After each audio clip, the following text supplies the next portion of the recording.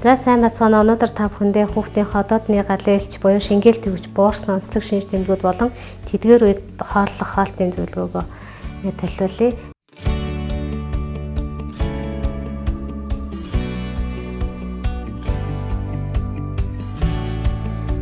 За ихэвчлэн ходоодны галээлч шингээл төвч буурсан гэдэг маань ерөнхий биеийн бодисын солилцоо юм сул гэсэн үг. За тэгэхээр яах вэ гэхээр энэ үед хоол идэхэд аюулгүй орчимд өвдөнө.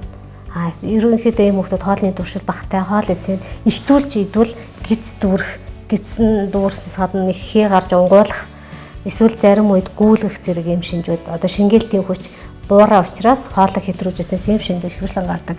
За энэ хүмүүс хоолны туршил ер нь буурсан буюу амттай юм амтталтан идэх дуртай жоохон амттай идээ тэгээд сэтгэл нь ханчдаг юм шин чанартай байдаг.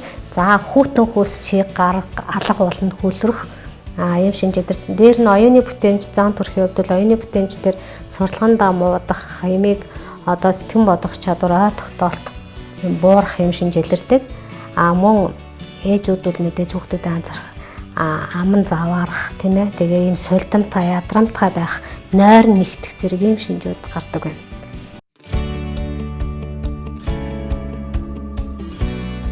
За тэгээ эдгээр шинжүүд гарч байгаа нь ерөнхийдөө нөгөө бодисын солилцоо буурснаас ерөнхийдөө ийм нийтлэг шинжүүд ажиглагдаж байна. За хоолны зөвлөгөөн дээр эдгээр ийм шинж илэрсэн шингээл төвч буурсан хүүхдүүдэд ямар хоол ундах вэ гэхээр нөгөө ширгээс ус өглөө заавал өгнө. Ширгээс усан дээрээ жамц давс нэмж өгнө. Жамц давс гэдэг маань нөгөө шингээлтийн хүч буюу ходоодны хүчлэлгийг нэмэгдүүлж өгч байдаг. Хоолыг шингээхэд дэмжлэг болдог.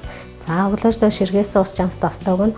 Мөн нөгөө ясны шүлэндөө хар болон цагаан буурцгийг өгвөл ходоод дэлгүүрийн үйл ажиллагааг нэмэгдүүлж тэнцвэржүүлж өгдөг.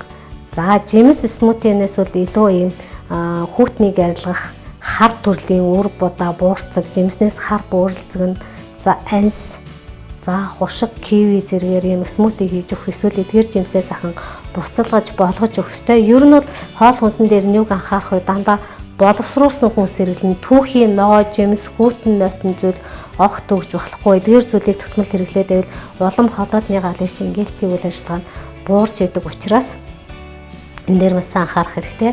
За махны хувьд нөгөө хоньны мах өөрөө бүлийн чанартай, дээр нь сарлагын мах бас элчийг нэмэгдүүлдэг. Тийм учраас хонь болон сарлагын мах, хоньны борив тоогны мах, дөрвөн шинт ясны шүл зэргийг хөц будаа, амтад төмс, хаяа баг зэрэг одоо юу шар будаа өгч болно. Хөц будаа бол өөрөө хүүхдийн дэлгүүрийн үйл ажиллагааг маш сайн дэмждэг. Биеийн дунд хэсэгт үүссэн чигийг багасгах, чиг салсан найрагдвал салс үүсгэж ханаад дамтгай болгох энэ шүүрлийг ихсэгдэг. Нус байн гойжимтгай ер нь өтгөн шингэн нэг хэмжээ их нэмэгддэг гэж үздэг. Тийм учраас эдгээр төрлийн хүнсийг хүүхдэд бэлдэж энэ хоолыг өгснөөрөө бодисын солилцоог нь дэмжиж өгж байна. Биеийн элч дулааныг нэмэгдүүлж өгж байна. Нөгөө цус багталт дарамтгай байдлыг нь хоол хүнсээрээ одоо нөхөж одоо дулааныг элчийг бодисын солилцоог эрчимжүүлж өгч байна гэж ойлгож байна. За ингээд дүгнэлт хэлбэл та бүхэндээ нөгөө ходоодны шингээлтийн хүч буурсан буюу багтай ерөнхий биеийн бодисын солилцоо дархлаа ер нь сул цус багталт бүхий эдгээр шинж тэмдэг хүүхдүүдийг эдгээр хооллолоор одоо эмчлэх тийм ээ урьдчилан сэргийлэх бүрэн боломжтой гэж та бүхэн ойлгож байна.